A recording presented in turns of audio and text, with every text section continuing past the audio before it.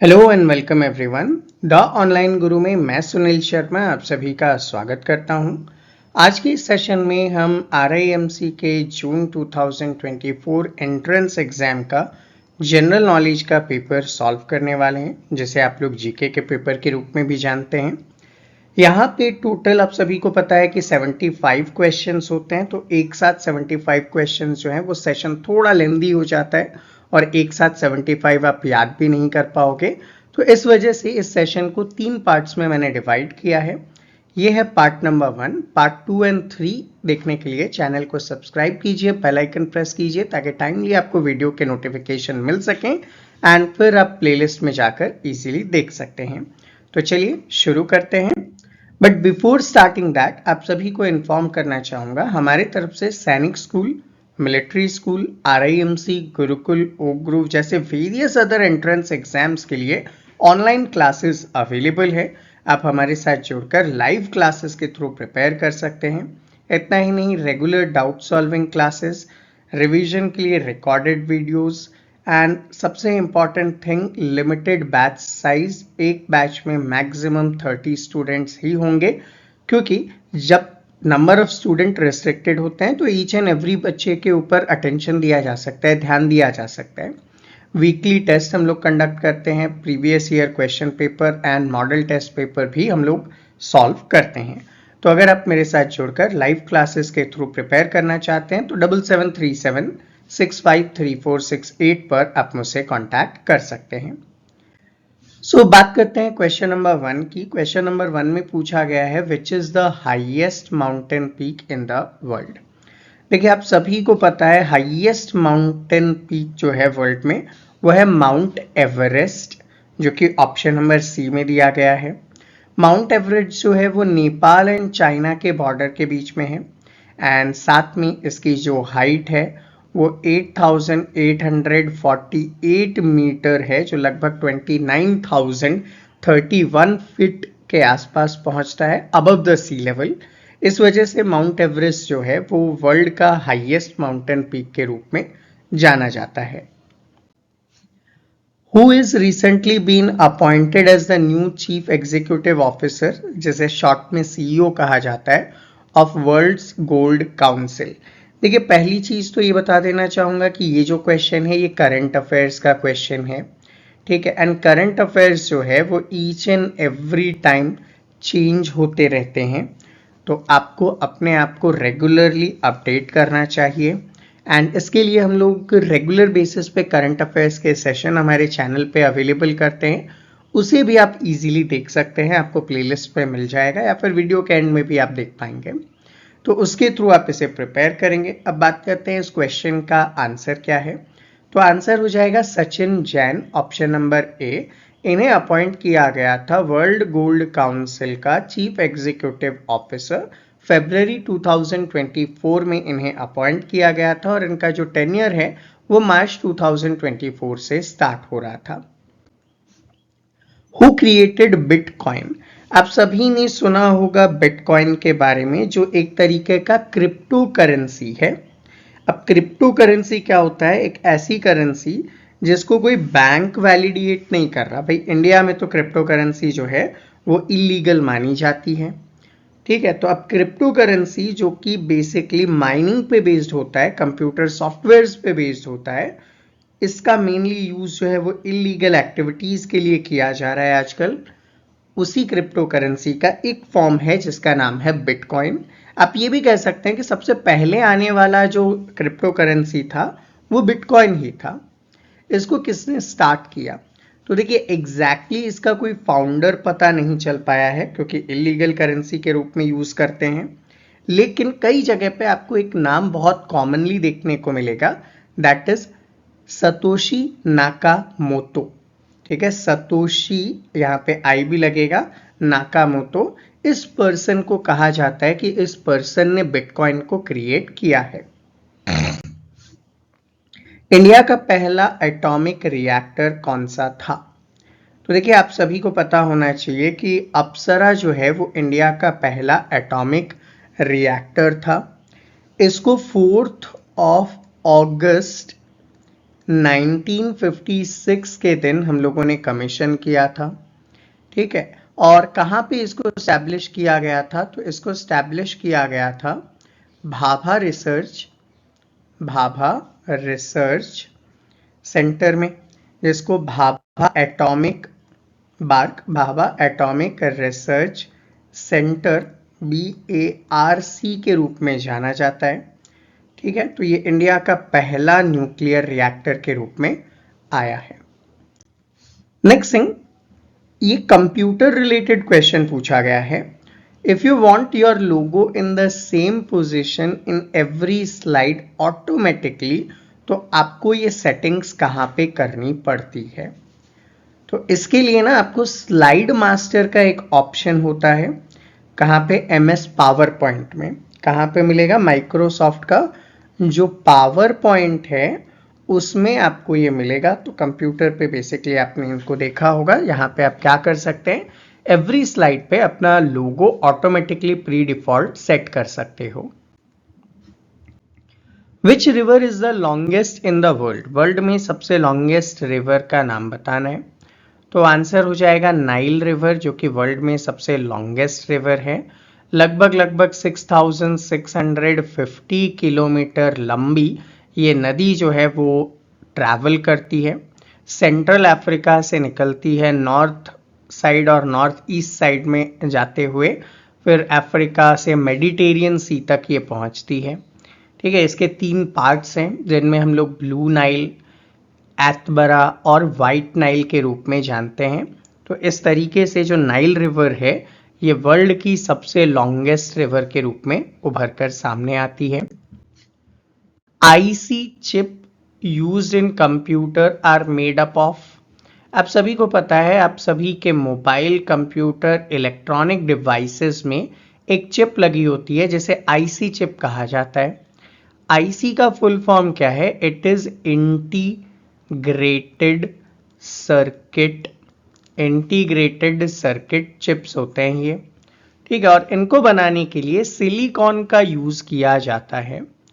तो इसी के थ्रू ये एक टाइप का सेमी कंडक्टर होता है। ये क्या होता है? एक टाइप का सेमी कंडक्टर होता है जिसकी मदद से आप लोग कंप्यूटर, मोबाइल एक्सेट्रा को बड़ी ही आसानी से चला सकते हैं। Which country is known as the sugar bowl of the world? पूरे वर्ल्ड में सबसे ज्यादा शुगर कहाँ प्रोड्यूस होता है? तो आप सभी को पता होगा कि शुगर कैन की मदद से हम लोग शुगर का प्रोडक्शन करते हैं। एंड क्यूबा एक कंट्री है जहाँ पे स्पेनिश रूल के समय से ही शुगर का बहुत बड़ा प्रोडक्शन किया जाता रहा है। इसी वजह से क्यूबा को जो है वो वर्ल्ड का शुगर बाउल कहा जाता है। Next question, who is the inventor of computer language that is Java? आप सभी को पता होगा कि अगर आप कंप्यूटर में कुछ सॉफ्टवेयर्स डेवलप करना चाहते हैं तो वहां पे आपको जावा, पाइथन, ओरेकल जैसे बहुत सारे सॉफ्टवेयर्स का यूज करना होता है। इन्हीं में से एक सॉफ्टवेयर क्या है? जावा, जिसका आपको एग्जाम में क्वेश्चन पूछा गया है। तो देखिए, जावा जो सॉफ्टवेयर है ना, इस सॉफ्टवेयर को बनाने का काम किया था एक बंदे ने जिसका नाम है जेम्स गॉसलिंग ने। जेम्स गॉसलिंग के जावा लैंग्वेज का यूज किया जाता रहा है, आज भी इसका यूज किया जाता है बेसिक पर्पसेस के लिए। अब ये जिस कंपनी में काम करते थे उनका नाम था सन माइक्रो सिस्टम, यानी कि ऑप्शन नंबर बी में इन्होंने क्या किया था, जावा नाम का जो एक सॉफ्टवेयर है उसको रिलीज किया था। कब रिलीज किया था? तो मई 1995 में इन्होंने इस सॉफ्टवेयर को रिलीज किया था। नेक्स्ट क्वेश्चन है, पुंगी एक डांस फॉर्म है, आपको बताना है किस स्टेट से रिलेटेड ये डांस फॉर्म है। देखो, पुंगी का दूसरा नाम जो है वो बीन भी है, या तो पुंगी बोल दो या बीन बोल दो। एक ना म्यूजिकल इंस्ट्रूमेंट है वैसे ये, और ये ना बजाया जाता है कालबेलिया डांस के समय। एंड कालबेलिया डांस जो है वो बेसिकली आपको राजस्थान में देखने को मिल जाएगा। बट यहाँ पे क्वेश्चन ये तो नहीं पूछा कि ये कौन से जो है ये है क्या, कि ये कौन सा वो है म्यूजिकल इंस्ट्रूमेंट है। ठीक है, तो यहाँ पे हम लोग अगर स्टेट की बात करें डांस को लेकर तो आंसर क्या होगा, हिमाचल प्रदेश हो जाएगा। एंड अगर इसी से रिलेटेड आपसे पूछ लेता है कि भैया पुंगी एक म्यूजिकल इंस्ट्रूमेंट है, कहाँ यूज किया जाता है, तो आप राजस्थान को अपना आंसर सिलेक्ट कीजिएगा। नेक्स्ट क्वेश्चन है मॉनसून कप किस स्पोर्ट से रिलेटेड है। तो देखिए मॉनसून कप जो है वो इंटरनेशनल याचिंग रेस है, मतलब नाव चलाने से रिलेटेड है। तो ऑप्शन नंबर सी आपका आंसर होगा। ये जो है वो मलेशिया के तेरंगानु नाम के स्टेट्स में एवरी ईयर ऑर्गेनाइज किया जाता है। कहाँ पे ऑर्गेनाइज किया जाता है, मलेशिया में ऑर्गेनाइज किया जाता है। मलेशिया में एक स्टेट है जिसका नाम है तेरंगानु, यहाँ पे ये एवरी ईयर इसको ऑर्गेनाइज करते हैं। How many players are there in netball term. देखिए नेट बॉल टर्म जो है ना, वहां पे 7 प्लेयर्स होते हैं in the court each time given specific region पे, तो 7 आपका यहां पे आंसर हो जाएगा। रानी रामपला या रानी रामपाल, PAL होना चाहिए। Rani Rampal is associated with which sport. तो देखिए रानी रामपाल जो है वो Indian field hockey player and coach के रूप में बहुत ज्यादा फेमस है। 15 इयर्स की एज में ये यंगेस्ट प्लेयर बन गई थी नेशनल टीम के लिए, एंड इन्होंने 2010 में वर्ल्ड कप में भी पार्टिसिपेट किया था। तो रानी रामपाल जो है वो हॉकी से रिलेटेड पर्सन है। नेक्स्ट क्वेश्चन आता है gold 500 awards are given to the outstanding achievement in which of the following field. तो देखिए गोल्ड 500 एक रोल ऑफ ऑनर है जो यूनेप की तरफ से दिया जाता है, यूनाइटेड नेशन एनवायरनमेंट प्रोग्राम की तरफ से ये दिया जाता है। ये क्या करता है, इंडिविजुअल और ऑर्गेनाइजेशन को अपने कंट्रीब्यूशन के लिए जो कि वो इन्वायरमेंट प्रोटेक्शन के लिए कर रहे हैं उसके लिए ये अवार्ड देते हैं, क्योंकि यूनेप में क्या आ रहा है, इन्वायरमेंट आ रहा है ना, तो इन्वायरमेंट के प्रोटेक्शन के लिए ये अवार्ड दिया जाता है। Who was the first Indian woman to skydive in front of Mount Everest? Mount Everest से स्काई डाइव करने वाली पहली भारतीय महिला कौन है। तो शीतल महाजन जो है वो आपका आंसर हो जाएगा। ये पहली भारतीय महिला है जिन्होंने माउंट एवरेस्ट से स्काई डाइव किया था और इसका इन्होंने रिकॉर्ड बनाया। अराउंड 21,500 फीट की हाइट से इन्होंने जंप किया था। एंड ये करंट अफेयर्स का क्वेश्चन है, तो हमारे प्रीवियस सेशंस में ऑलरेडी कवर्ड था ये। What is used for complex scientific calculation? देखो यहाँ पे ना बहुत सारे कंप्यूटर लैंग्वेज का नाम दिया गया है, ठीक है, basic, COBOL, Fortran and pascal. कौन कौन से लैंग्वेज हैं, बेसिक, ठीक है। अब बेसिक जो लैंग्वेज है ना उसका फुल फॉर्म क्या होता है, तो बेसिक एक तरीके से आप बोल सकते हैं beginners all purpose symbolic indication या इंस्ट्रक्शन कोड के रूप में जाना जाता है। फोर्ट्रॉन जो है वो फॉर्मूला ट्रांसलेशन के रूप में काम आता है। तो फॉर्मूला ट्रांसलेशन साइंटिफिक कैलकुलेशंस में मदद करता है, इस वजह से फोर्ट्रॉन आपका आंसर होगा। ये सारे कंप्यूटर के लैंग्वेज हैं, ठीक है, ये सारे क्या हैं, कंप्यूटर के लैंग्वेज हैं। इन विच स्टेट और union territory the millet experience centre located. अगर आपने हमारे प्रीवियस करंट अफेयर्स देखे थे तो वहां पे ये आपको इजीली मिल गया होगा। तो मिलेट एक्सपीरियंस सेंटर जो है वो न्यू दिल्ली में दिल्ली हाट के रूप में इस्टेब्लिश किया गया था, तो आंसर क्या होगा, न्यू दिल्ली हो जाएगा। Who has been appointed as the first female chief justice of Pakistan, ठीक है, पाकिस्तान की फर्स्ट फीमेल चीफ जस्टिस कौन बनी थी, ये भी हम लोगों ने करंट अफेयर्स में कवर अप किया था क्योंकि इंपॉर्टेंट न्यूज में आता था ये।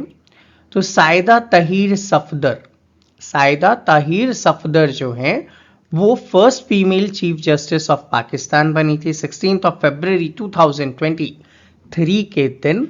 ये यहाँ पे इस रैंक पे या इस पोस्ट पे अपॉइंट की गई थी। Where is the great barrier reef located? Previous year question paper में से लिया गया क्वेश्चन। ये ना कोरल के लिए बहुत फेमस है, यहाँ पे कोरल्स मिलते हैं। ऑस्ट्रेलिया के क्वींसलैंड कोस्ट के पास का ये रीजन है और पैसिफिक ओशन को टच करता है ये ऑस्ट्रेलिया के नॉर्दर्न पार्ट पे। तो ग्रेट बैरियर रीफ जो है वो पैसिफिक ओशन में है, ऑस्ट्रेलिया के क्वींसलैंड के पास है, कोरल्स के लिए बहुत ज्यादा फेमस है। Who is often called the father of Indian space program and was the founding director of ISRO, that is Indian Space Research Organization? तो डॉक्टर विक्रम अंबालाल साराभाई, पूरा नाम क्या है? डॉक्टर विक्रम अंबालाल साराभाई, शॉर्ट में विक्रम साराभाई जो हैं, इन्हें हम father of Indian space programme के रूप में जानते हैं। यही फाउंडिंग डायरेक्टर थे इसरो के, जो आज वर्ल्ड में अपना नाम कमा रहा है, भारत के लिए बहुत सारे सैटेलाइट्स वगैरह को लॉन्च कर रहा है। अगला क्वेश्चन है, how much distance was travelled by the first train of India? आप सभी को पता होगा कि 16th ऑफ अप्रैल 1853 के दिन पहला पैसेंजर ट्रेन चलाया गया था। कहां से स्टार्ट किया गया था? तो बोरी बंदर से स्टार्ट किया गया था। बोरी बंदर से कहां तक जाना था? उसको थाने तक जाना था। इसके बीच में कितने किलोमीटर आते हैं? 34 किलोमीटर आते हैं। ठीक है, इसके बीच में कितने किलोमीटर आते हैं? 34 किलोमीटर आते हैं। तो 34 किलोमीटर आंसर होगा। और इसको चलाने के लिए 3 लोकोमोटिव का यूज किया गया था। लोकोमोटिव का मतलब होता है ट्रेन के इंजन। कितने लोकोमोटिव थे? 3 लोकोमोटिव थे। उनका नाम क्या था? साहिब नाम था, सुल्तान नाम था और सिंध नाम था। और इस ट्रेन में 13 डब्बे 13 कैरेजेस का यूज किया गया था। ब्राउन वाटरफॉल कहां सिचुएटेड है? देखिए, ब्राउन वाटरफॉल जो है वो अपने डाउटफुल साउंड के लिए जाना जाता है। न्यूजीलैंड के फियोर्डलैंड नेशनल पार्क में ये अवेलेबल है। तो न्यूजीलैंड अगर आप कभी जाएं तो न्यूजीलैंड में फियोर्डलैंड नेशनल पार्क है, वहां पे आप इसको ऑब्जर्व कर सकते हैं। ये जो वाटरफॉल है ना, इसका नाम रखा गया है विक्टर कैरल ब्राउन के नाम पे। ठीक है, विक्टर कैरल ब्राउन के नाम पे इसका नाम रखा गया ब्राउन वाटरफॉल। ऐसा क्यों? क्योंकि इस बंदे ने 1940s में इसको डिस्कवर करने का काम किया था। Which one of the following pair is not correctly matched? बहुत ही अच्छा और इंपॉर्टेंट क्वेश्चन। देखो, यहाँ पे पूर्ण स्वराज रेजोल्यूशन की बात की जा रही है 1929।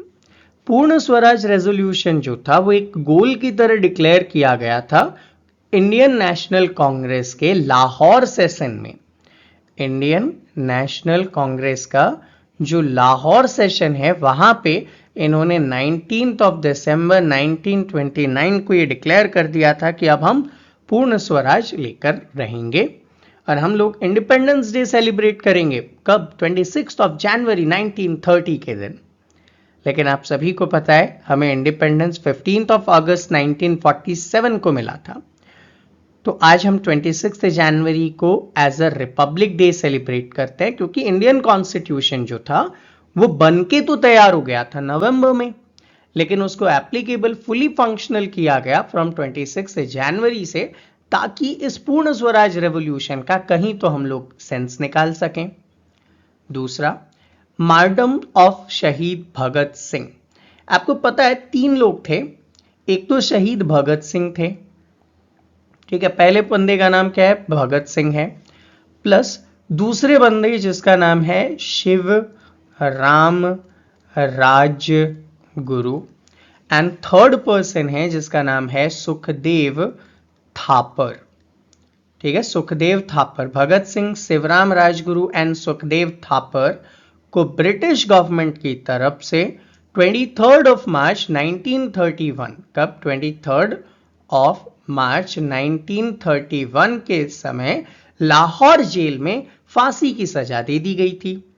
और इसी को हम लोग एज ए मार्टर डे या शहीद दिवस के रूप में ऑब्जर्व करते हैं। तो यहाँ 1931 भी करेक्ट है। थर्ड थिंग दिया है formation of Congress socialist party इन 1938। तो देखिए हुआ क्या था, पटना में एक मीटिंग हुई थी, ठीक है, जो कि कांग्रेस का एक एनुअल कॉन्फ्रेंस था। उसी एनुअल कॉन्फ्रेंस में 1934 में उन्होंने एक नई पार्टी बनाई जिसका नाम था ऑल इंडिया पार्टी, जिसको कांग्रेस सोशलिस्ट पार्टी भी कहा जाता है। तो कांग्रेस सोशलिस्ट पार्टी 22-23 अक्टूबर 1934 को बना। यहां पे 38 दिया है तो भैया इट इज रॉन्ग, तो आंसर क्या हो जाएगा, यही हो जाएगा। नेक्स्ट आता है शिमला कॉन्फ्रेंस 1945, इसके बारे में भी पढ़ लीजिएगा। शिमला कॉन्फ्रेंस 1945 में ही हुआ था, एक मीटिंग था between the viceroy of India. Viceroy of India कौन थे उस समय, ठीक है, वॉइसरॉय ऑफ इंडिया कौन थे, तो लॉर्ड वेवल, ठीक है, एंड जो मेजर पॉलिटिकल लीडर्स थे ब्रिटिश इंडिया में, वो लोग मिले थे शिमला के विसरेगल लॉज में, ठीक है। कहां पे है ये विसरेगल लॉज, शिमला में है, वहां पे ये लोग मिले थे एंड इंडिया के नियर कमिंग फ्यूचर के लिए इन लोगों ने डिस्कशंस किए थे। तो इस वजह से क्या होगा, ये इंपॉर्टेंट होगा। तो इन सब में से रॉन्ग कौन सा है, 1938 कांग्रेस सोशलिस्ट पार्टी, जो कि एक्चुअल में 1934 में बनाया गया था। Next question, what was the chief objective of Wahabis movement. देखो वहाबी मूवमेंट जो था वो बेसिकली पंजाब में से जो सिख रिलीजन के लोग थे उनको हटाने से रिलेटेड था एंड वो लोग चाहते थे कि जो मुस्लिम रूलर्स की ग्लोरी है उसको री इस्टेब्लिश किया जाए, ठीक है। तो यहां पे क्या हो जाएगा, टू प्योरीफाई इस्लाम, इसका आंसर हो जाएगा। Next thing, which is an example of kharif crop. भैया आप लोगों ने बहुत इजीली पढ़ा होगा, there are 3 type of cropping system, rabi crop, kharif crop and zaid crop. तो खरीफ क्रॉप जो है वो मॉनसून में हम लोग ग्रो करते हैं, ठीक है, at the onset of monsoon हम लोग ग्रो करते हैं different part of the country में एंड इसको हम लोग सितंबर अक्टूबर में हार्वेस्ट कर लेते हैं। इसके बहुत सारे एग्जाम्पल हो सकते हैं, जैसे कि पैडी, जैसे कि मेज, जैसे कि जवार, बाजरा, तुअर, ठीक है, मूंग, ये सारे पल्सेस हैं, उड़द, ठीक है, कॉटन, जूट, ग्राउंड नट, ठीक है, ग्राउंड नट, सोयाबीन एटसेट्रा हम लोग ग्रो करते हैं। तो देखो एग्जाम्पल कॉटन आपको मिल गया, तो ऑप्शन नंबर बी को आप यहाँ पे आंसर चूज कर सकते हैं। बाकी वीट, ग्राम, पी, मस्टर्ड वगैरह किसके एग्जाम्पल है, रबी क्रॉप के एग्जाम्पल हैं। सो स्टूडेंट, ये था हमारा आज का सेशन। आई होप आप सभी के लिए हेल्पफुल रहा हो। अगर हेल्पफुल था तो वीडियो को डेफिनेटली एक लाइक दीजिएगा एंड बाकी फ्रेंड्स के साथ भी आप शेयर कीजिएगा। एंड ऐसे ही इंटरेस्टिंग वीडियोस के लिए आप हमें वेरियस प्लेटफॉर्म पे फॉलो कर सकते हैं, उन सभी के लिंक नीचे डिस्क्रिप्शन में दिए हुए हैं। एंड अगर आप हमारे साथ जुड़ के RIMC, RMS, सैनिक स्कूल, नवोदय विद्यालय जैसे वेरियस एंट्रेंस एग्जाम्स के लिए प्रिपेयर करना चाहते हैं तो 7737653468 पर आप मुझसे कांटेक्ट कर सकते हैं। मिलते हैं आपसे अगले सेशन में, तब तक के लिए जय हिंद।